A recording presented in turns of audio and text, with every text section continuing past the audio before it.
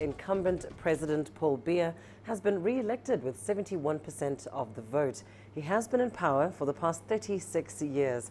Now, the widely expected win gives the 85-year-old a seventh term in office and could see him remain in power until at least the age of 92.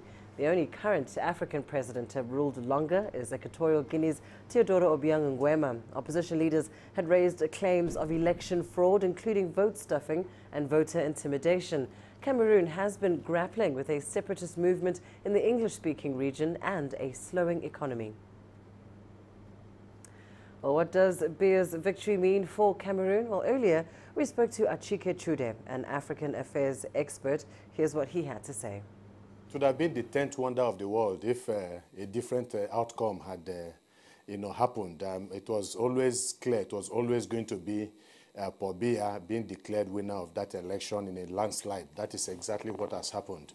Well, as it was with Paul Biya, so as it is with Paul Biya, so it was with Robert Mugabe of Zimbabwe, with Omar Bongo, of Gabon, with Blaise Compaoré, of Burkina Faso, until either they died in office or they were removed unceremoniously. It's not like I said, it wasn't to have been the shock would have been the fact that Paul Biya lost that election. But how was he going to lose that election? This is his seventh attempt, and the seventh time he's having his mandate renewed by the people in spite of the very serious and grave economic and social morass in Cameroon. The fact that you have so much acts of instability. The poverty level is at an all-time high in Cameroon.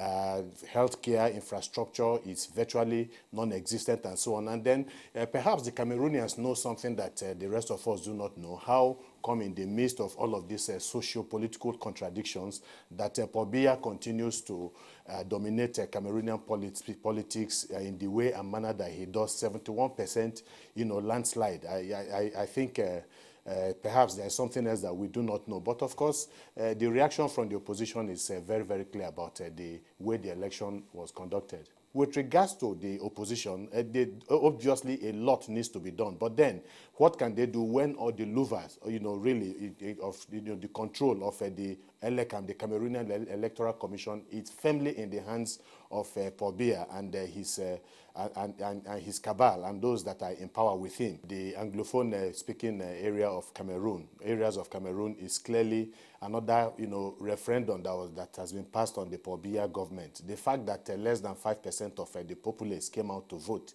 in an election as important as this says it all, that they have lost absolute confidence in the government at the center. And Paul Biya, well, he has, said a lot of things about the need to run an inclusive government, the need to do something about the agitation in the Anglophone-speaking areas of Cameroon and all of that.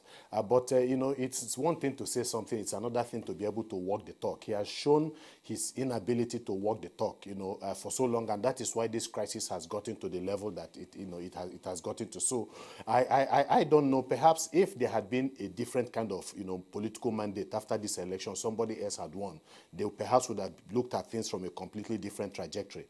But I don't know if Paul Biya has that capacity to take Cameroon on a completely different course, positive course. And I think that is what is expected of him at this particular point in time. He needs to begin to reach out to the people that have been in agitation for quite some time and then make overtures to them and then bring them into the political mix and talk with them. Ultimately, if he doesn't do that, it can only get worse.